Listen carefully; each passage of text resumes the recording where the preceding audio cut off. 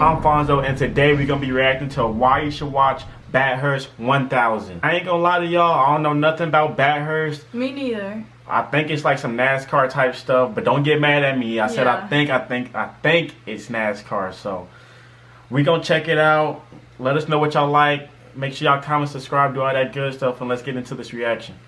Throw down a list of the great races and you'll no doubt get the likes of the Indy 500 and 24-hour of Le Mans. But the one race that I look forward to is one that takes place on a hill in the middle of the worst state in Australia. I'm sorry, New South Wales, but you have this, and this. But getting back on track here, the race in question is the Bogan Festival, that is the Bathurst 1000, and will serve as the final round of this year's Supercars Championship. Now, I'm sure some of you will be wondering how this could compare with the likes of the Indy 500, Daytona 500, or the 24-hour Le Mans. Well, sit down if you aren't already. And boy, this some good editing on this video. This stuff look badass.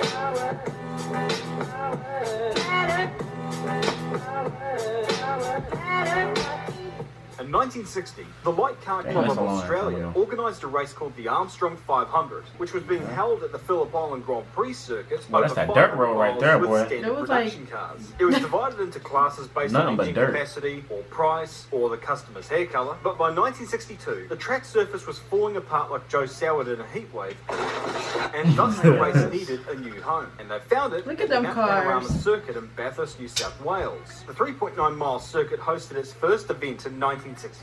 The race was extended from 500 miles to 1,000 kilometers in 1973, and also served as the 8th round of the World Touring Car Championship back in 1987. Nowadays, the 1,000 kilometer event is run as... So it looked like it came a long way, like a very long way. It started from dirt, then we got some gravel, and look at them cars. Now look at this car right here. Yeah, but I'm sure them cars back then, they were probably like Lamborghinis to them, though. Supercars Championship that is held throughout Australasia. Known as the Great Race down in this part of the world, this event has seen some insane races and some spectacular moments in its history. And there is every reason why you should be watching this event. So I'm going to provide a rundown of this year's event and convince you as to why this is the great race. So as I've mentioned before, the race is held at the Mount Panorama circuit at Bathurst. This thing is regarded as one of the best racetracks in the world. And having made the trip to the venue over the last couple of years, there's good reason for it. The first turn drivers have to negotiate is Hell Corner. It's easy to get it wrong here, and if you do, you're going to have a real bad time. It's also vital to get a good exit around that. You got to be perfect around that corner, kid. One little move in the steering wheel, one little thing, you can be out the race for good. Like, mess up yourself bad. For a good run up mountain straight, the second longest straight on the circuit. The cars will become slightly airborne over the hump before heading into the negatively cambered Griffin's Bend. But be careful not to stray too far offline here, otherwise you're gonna smack. Running up the hill, the next series of corners is at the cutting, which has a steep 1 in 6 gradient exit, and trust me, it's a bastard to walk up. But with the cars, it's even more precarious, as any wrong footing will lead to big problems. Oh yeah, that incident? Well, to explain what happened here, I've drafted in an Aussie to give you the lowdown. Seriously, a lot can happen over the course of 1,000 kilometers. And a perfect example of this was in 2005, where two drivers would quite literally go head to head, but outside of the car. The two drivers, being Marcus Ambrose and Greg Murphy, would collide on lap 144 and leave behind what looked like a 8-cylinder car park behind them. Ambrose was ahead of Murphy of the exit of Griffin's, but quickly ended up sideways after being tagged by Murphy. Well, depending on how you look at it. Ambrose's car would then mount the barrier and almost look like it was going to fall over the other side into the bushland. After the two cars came to a stop, Murphy stood in front of his car as Ambrose got out and made his charge towards him, taking off his helmet, then his balaclava, and of course, his gloves. The two drivers had some friendly words, pointed fingers, and yelled at each other like two blokes having a disagreement at the pub. Friendly, more like cussing and saying, I'm gonna beat your ass, all that stuff. That's, The legend of this moment will always be in my memory.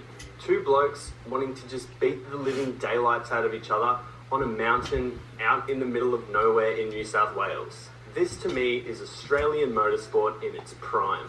Thank you very much, Gio, for coming along. So coming out of the cutting, we're into Reed Park, which for the first section of that could be rather uneventful. However, the second right turn, you kind of need to get that right, otherwise you're in for a big-ass crash. But if you do manage to crash at this section of the track, at least you'll be... having time. It's like flipping, he's like, yeah! He said he got his drink, Having a good old time. Why does this look fun? I don't know. The next section of the track is called Salmon Park, and this is where the track begins to edge a little more on the scary side. In fact, with it comes the shortest horror story in motor racing history, Wide at the Grate. Why is this scary? So it's like, well, at least every race you won't see a crash. Could not steer the car. It comes Craig Lowndes, Singer replay. Steve Johnson had just got away. It just got away from him here. You'll see it. Like, you gotta be perfect. Oh my gosh, I was not expecting that. Will scream through McPhillips Park, a fast section of the track with a panoramic view across broad skyline that reminds you how bloody high you are. So imagine if Frank Montagny was driving. Then we begin to run down the hill, beginning with the S's. It's crucial that you slow down enough through this section, otherwise you're going to learn the hard way that car versus wall often leads to big ouch. Then there's the Dipper, basically the Aussie version of the corkscrew, only with this one there's no runoffs, and it's pretty scary. Coming out of the Dipper, you then make the approach toward Forest Elbow, which is a prime overtaking opportunity. Because this is a bad place too. Before making the long run down Conrod Straight. Here the cars get close to or at 300 kilometers an hour. The road rises and falls away as the cars build up speed. For the cars behind, it's an opportunity to get into the draft and prepare for another move at the chase, which is another great opportunity for passing. The one thing you don't want at this part of the track is a tyre failure. But guess what? Yeah, that's happened here before. Oh my gosh, Exiting the chase leads you to the final corner at Murray. Like this, it looks fun to watch, but to drive, well, I'll be scared, like peeing on myself, like, or I'll be going like 5 miles per hour, like really scary. Corner, you say? Easy, you reckon? Yeah, tell that to Alexander Rossi. And therein is a lap of Mount Panorama, but really, me explaining it doesn't do justice. You need to witness these cars try and put 650 horsepower to the ground on a track barely wide enough for luge racing. As for the teams and drivers, if you're unfamiliar with any of these cats, I'll give you the skinny on some drivers of note. There is Scott McLaughlin, 3-time Supercars champion and the defending Bathurst 1000 winner. Craig Lowndes, 7-time winner on the mountain and 3-time Supercars champion. Jamie Whincup, 7-time Supercars champion and 4-time winner of the Great Race. In fact, overall, there are 11 people on the grid who have won the Bathurst 1000 race in the past. Although there will be plenty of people hungry for their first Bathurst title, including Toyota Racing Series champion Thomas Randall, British Formula 4 champion Scott Pye, Blancpain GT Series and Supercars champion Shane Van Gisbergen, Japan F3 champion and Jaguar F1 test driver James Courtney, and Brody Kostecki, who is on a serious note, this guy's fast. The grid is sorted through a qualifying format where 11th place downwards is decided through the first qualifying session, while the top 10 are decided in a one-lap shootout, which is one of the more spectacular parts of not just the weekends, but the entire season of Supercars racing. Pole position is not too bad, although not really vital. Since 1997, there have only been 5 occasions where the pole sitter took victory at the end of the day. So there is a good chance that the fastest car on Saturday will not claim the Peter Brock Trophy on Sunday. So this year's race starts at 11:30 a.m. Aussie time on the 18th of October, and I beg and plead with anyone unfamiliar with this race to give it a watch. Or don't, and I could just go fuck Just myself. to be clear, Aussie time is Australian have watched the race. Yeah, What are your memories of this race? Comment Let me down know in the below, comments below. Be sure to like this video and subscribe. And always remember, keep it respectful, be wholesome, don't be a menace, and as always, I'll see you all later.